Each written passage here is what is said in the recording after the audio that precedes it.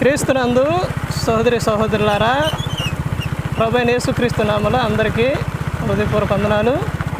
తండ్రి అయిన దేవుడు మనల్ని లోకానికి పంపించడానికి ముందుగా తండ్రి అయిన దేవుడు ఇంత మంచి ప్రకృతిని ఏర్పరిచి, మరి ప్రకృతిలో మనం సంతోషంగా మంచిగా హాయిగా ఉండాలని తండ్రి అయిన దేవుడు కోరుకున్నాడు.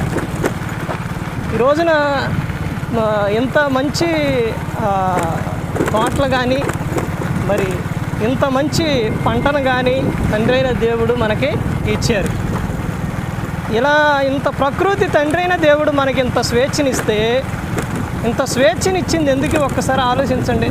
ఇంత మంచి పంటనిచ్చింది ఎందుకు?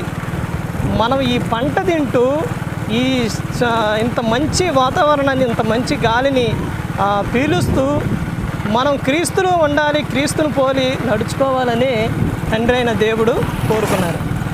కానీ నరుడు మాత్రం దేవుడిచ్చిన ఈ ప్రకృతిలో దేవుడిచ్చిన అన్నింటినీ వాడుకుంటున్నారు. ఆ తర్వాత వాళ్ళ ఇష్టానుసారంగా జీవిస్తున్నారు. ఇవి ఖర్జూర చెట్లు. దేవుడు ఖర్జూర ద్వారా చాలా మంచి విధంగా మరి ఈ చెట్టుని, ఈ ఫలాలనే మనకి ఇచ్చారు. దేవుడిచ్చిన ప్రతి ఒక్కటి కూడా, ఈ భూమి మీద ప్రతి ఒక్కటి కూడా చాలా మంచిది మైనది కూడా. మరి ఇంత అందమైన వాటిని మనకి తండ్రి అయిన దేవుడు ఇచ్చారు. అలాగే మనం కూడా అదే విధంగా మరి తండ్రి అయిన దేవుడు మన నుంచి ఏం కోరుకుంటున్నారు? మన హృదయాన్ని కోరుకుంటున్నారు. ఆ హృదయంలో మన హృదయాన్ని తండ్రి అయిన దేవునికి ఇస్తే, ఆ హృదయంలో క్రీస్తు ఉంటే ఎంతో సంతోషం. ఈ లోకంలోని ఇంత ప్రకృతమైన ఈ వాతావరణంలో మనం ఇంత సంతోషంగా, ఇంత ఇదిగా ఉన్నాం. ఆ తర్వాత మనకి అండగా తోడుగా మనతో క్రీస్తు ఉంటే ఇంకా సంతోషం. కానీ ఎన్ని ఉన్నప్పటికీ కానీ మనతో క్రీస్తు లేకపోతే అది వ్యర్థం. మనకి తండ్రి అయిన దేవుడు ఇవన్నీ ఇచ్చింది మనం అనుభవిస్తూ క్రీస్తుతో పాటు మనం ఉండాలని తండ్రి అయిన దేవుడు కోరుకున్నారు. ప్రతి ఒక్కళ్ళు కూడా అలాగే ఉండాలి. ఎందుకనంటే దేవుడిచ్చిన వాటిని మనం వినియోగించుకుంటున్నాం.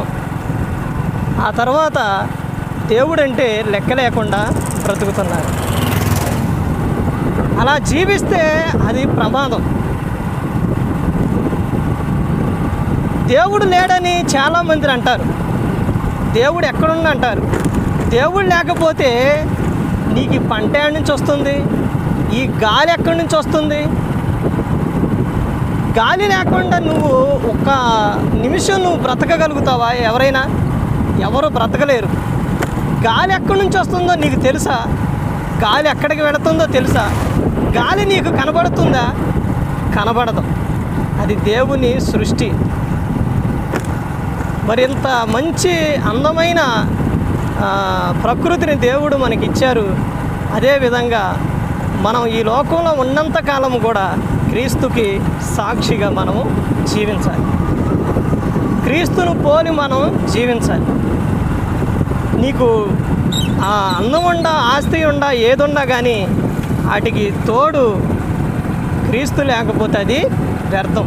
సంతోషం ఉండదు, సమాధానం ఉండదు, ఏది కూడా ఉండదు. ప్రతి ఒక్కళ్ళు కూడా మరి క్రీస్తుని పోలి నడుచుకోవాలి. క్రీస్తులాగా మనం జీవించాలి. చాలామంది దుఃఖపడతారు, బాధపడతారు. ఫిలిప్పీలకు 4వ అధ్యాయం 4వ వచనంలో నుంచి ఏమని చెప్తారంటే, ఎల్లప్పుడూ ప్రభువునందు ఆనందించుడి అని చెప్తున్నారు.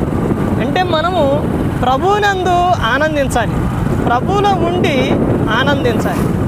ఇంత అందమైన ఈ ప్రకృతిని మనం క్రీస్తులో ఉండి ఆనందించాలి. క్రీస్తులో లేకుండా నీవు ఈ లోకంలో జీవించినా కానీ అది నీ జీవితం అనేది వ్యర్థం. ఇక్కడ వ్యర్థమే, చనిపోయిన తర్వాత కూడా అక్కడ వ్యర్థమే. ఎందుకని అక్కడ వ్యర్థం అంటే, నువ్వు ఇక్కడ క్రీస్తుని పోలి నడుచుకోకపోతే నువ్వు ఎక్కడికి వెళ్ళిపోతావంటే నరకానికి, పాతాళానికి వెళ్ళిపోతావు. ప్రతి ఒక్కళ్ళు కూడా మరి క్రీస్తును పోలి నడుచుకోవాలి. ఎల్లప్పుడూ సంతోషంగా ఉండాలి. నీకు శ్రమ వచ్చినా, ఈ లోకంలో బాధ వచ్చినా కానీ, నీకు ఏ ఆపద వచ్చినా ఏదొచ్చినా కానీ నువ్వు క్రీస్తు వైపే చూడాలి. ఆయనకి తండ్రి అయిన దేవుని ప్రతి ఒక్క విషయంలో కృతజ్ఞతాస్తుతులు నువ్వు చెల్లించాలి. నువ్వు ఆయనకు మొరబెట్టుకుంటే 4 ఫిలిప్పీల 4:19 కాగా దేవుడు తన ఐశ్వర్యం చొప్పున క్రీస్తు యేసునందు మహిమలో మీ ప్రతి అవసరం కూడా తీరుస్తున్నారు. అదేవిధంగా దేవుడు మన ప్రతి అవసరం తీరుస్తున్నారు. మనం పడుకున్నప్పుడు మనకు మంచి నిద్రనిస్తున్నారు. ఆ తర్వాత మనం బ్రతకడానికి మనకి మరి దేవుడు తండ్రి అయిన దేవుడు ఇంత మంచి పంటను మనకు ఇచ్చారు. ప్రతి ఒక్కరు కూడా క్రీస్తును పోలి నడుచుకోవాలి. లోకంలో ఉన్నప్పుడు సంతోషంగా ఉండాలి, సమాధానంగా ఉండాలి. మరి క్రీస్తులాగా మనము జీవించాలి.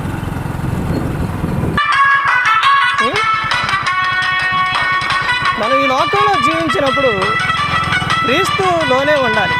సగం సంఘం అంటూ సగం లోకం అంటూ మనం జీవించగలం. అలా జీవిస్తే చాలా ప్రమాదం.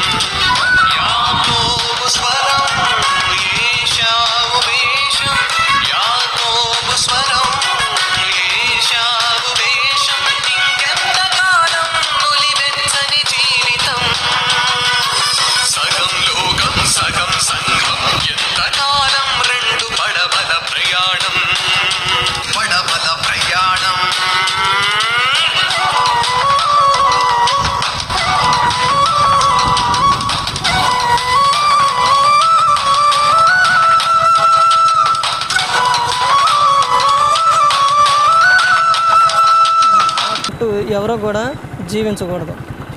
క్రీస్తును పోలి నడుచుకోవాలని కోరుకుంటూ మరి క్రీస్తులాగా జీవించాలని కోరుకుంటూ మరి ప్రభు పేట హృదయపూర్వక వందనాలు చెల్లిస్తూ ఈ మాటలు ముగిస్తున్నాను. అందరికీ వందనాలు.